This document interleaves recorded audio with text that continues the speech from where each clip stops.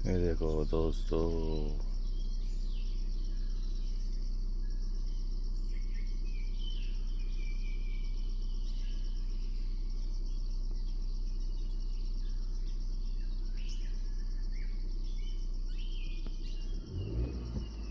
इसका पंख तोड़ लो यार, क्या थोड़ी